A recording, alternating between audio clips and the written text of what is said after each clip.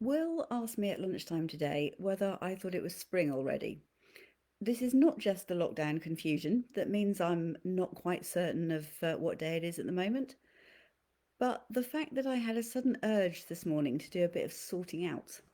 Now, I'm usually quite good at not sorting things out. I tend to have piles of things here and there, things that I need to read, things that I would quite like to read, things that I need to do, and things that I'm not quite sure what to do with but don't want to get rid of. So this morning I launched. My direction of attack was mostly towards things made of paper.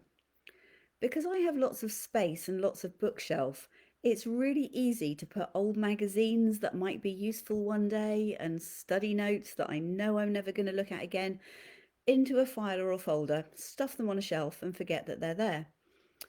As we speak, the big recycling bin in the backyard is about a quarter full. One small piece of furniture, a wooden chest, is now empty and has been removed from the room, and a large box of files and folders will be heading to the storeroom in Will's office on Monday morning for use by anybody who needs such a thing. As I did this, I felt a small poster that is stuck to the wall by my desk watching me. In recent years, there's been a sort of catchphrase around. I don't know where it started from, but it says reduce, reuse, and recycle. You've probably seen it. It's all over the place in schools, community centres, churches, all sorts of places where people meet. And its intention is fairly obvious. The poster I have on my wall is similar, but it starts in a different place and it has more options. It starts with rethink. Rethink your choices. Well, putting so much paper into the recycling today reinforced for me the fact that it was a good choice that I made a few years ago not to print anything out unless it's absolutely necessary. The poster then goes to refuse and suggests that this could be to do with refusing single use plastic in particular. And then it goes on to reduce. Do you actually need that much of whatever it is? One of the things I discovered in my sorting out, which included a lot of stuff that had come from my mum's house when she died, is that I have far more writing paper and notebooks than I am ever going to need. Most of it is loose leaf lined paper, and if you know anybody who would like some, feel free to send me a message. The poster on my wall goes on through reuse, everything, refurbish, old stuff, repair before you replace, repurpose, be creative and reinvent.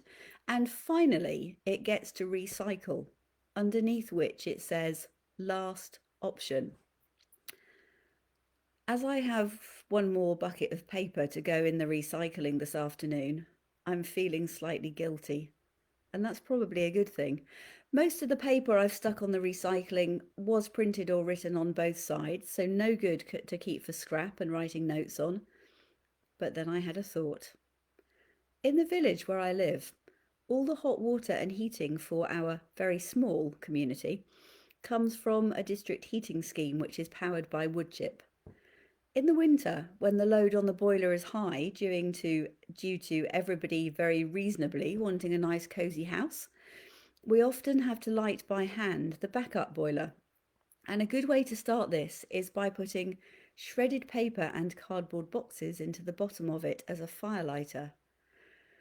Tomorrow, I am going to fish the paper out of the recycling bin and take it down to the shredder instead.